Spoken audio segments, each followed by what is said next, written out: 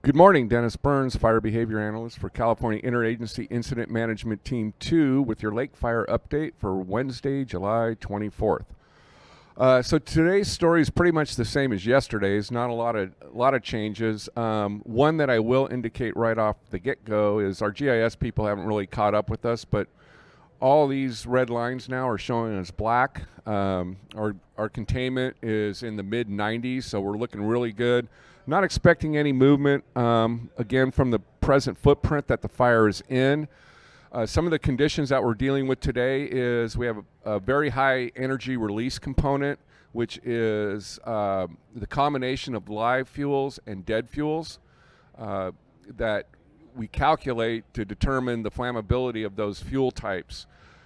Today we're sitting at the 94th percentile, which means that there's only 6% of the days in a year that have worse conditions than what we're looking at today.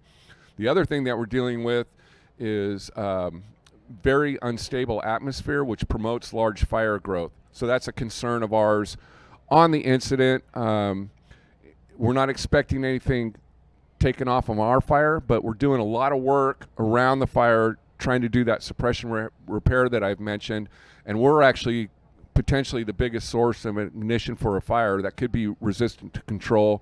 So that's what we briefed the crews on today, is really paying attention to what's going on in and around your area. Obviously we have fire engines working with the heavy equipment in case we do ignite a small fire, and hopefully we'll keep it small. The other thing of note is there's another fire start on the Los Padres. It's called the Apache Fire, and we've sent a bunch of resources this morning over there to actually help with the suppression on that fire. So the big, what we're doing today is we're continuing that suppression repair. We made that big box kind of around the fire, and what we're doing is we're working our way out in completing those lines.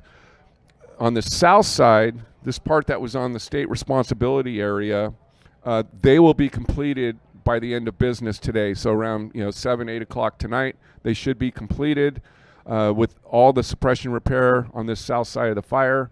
And so things are looking really good. We're dealing with a few less resources because we sent them to the Apache Fire, but everything's really tracking where we want it to be. And hopefully within a few days or so, we'll have most of this wrapped up. So that's your update for July 24th.